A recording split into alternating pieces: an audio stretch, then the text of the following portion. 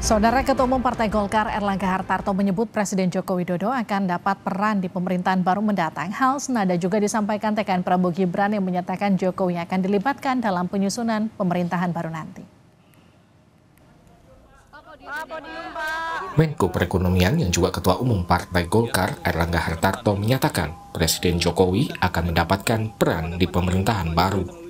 Namun Erlangga belum mau mengungkap apa peran atau keterlibatan Jokowi di pemerintahan baru nanti. Ada perannya? Ya tentu akan ada perannya, tapi kita tunggu saja. Kalau ada pandangan Pak Jokowi terlalu cawe-cawe pemerintahan Pak Prabowo gimana Pak? Makasih Pak. Makasih Pak. Thank you. Kita tunggu keputusan KPU. Siap. Ya. Pak, tapi kalau keputusan KPU belum keluar, ya, programnya belum Pak Prabowo udah dibahas Pak. Program itu kan namanya amplop. Amplop gimana Pak maksudnya Pak? Amplop anggaran. Kan harus dibaca detailnya lagi, dalamnya isinya apa. Capres. Tentang peran Jokowi di pemerintahan baru nanti juga diungkap TKN Prabowo Gibran. Anggota Dewan Pakar TKN Prabowo Gibran, Derajat Wibowo menyebut Jokowi akan dilibatkan dalam pembentukan pemerintahan baru. Semua pihak juga mengakui popularitas beliau itu sangat membantu di dalam kemenangan Prabowo Gibran dengan peran yang sebegitu besar, dan apalagi Mas Gibran juga menjadi wapresnya, ya saya rasa wajar kalau beliau mempunyai peranan yang signifikan nanti di dalam pembentukan pemerintahan maupun kebijakan yang akan datang. Sampai menentukan nama dan juga nomenklatur kementerian kah? Nah, itu saya buka kantong terlalu banyak. Begini, nanti penyusunan kabinet dan sebagainya itu akan dibahas oleh beliau, ya, Presiden Jokowi, oleh Pak Prabowo, Mas Gibran, dan para ketua umum partai. Dan kebetulan para ketua umum partai ini kan menteri semuanya sekarang. Pengamat politik menyatakan peran Jokowi dibutuhkan Prabowo Subianto untuk membangun kepercayaan masyarakat, khususnya dalam melewati fase krusial di awal-awal pemerintahannya.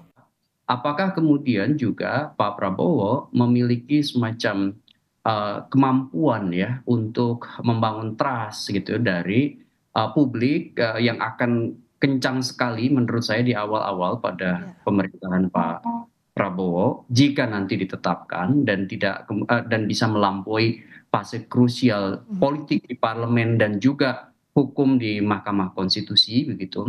Menurut saya trust itu penting. Nah, kalau misalnya dia powerless ya, maka potensi untuk kemudian keluar dari yang disebut dengan kekuatan utama yang sebut saja jelas publik tahu dari awal memang Pak Jokowi menjadi endorser ya dari politik Pak Prabowo di 2024, maka menurut saya posisi politik Pak Prabowo akan sangat lekat politik asosiatifnya dengan Pak Jokowi, artinya orang akan melihat ya di situ ada Pak Prabowo, di belakangnya ada Pak Jokowi, kira-kira begitu.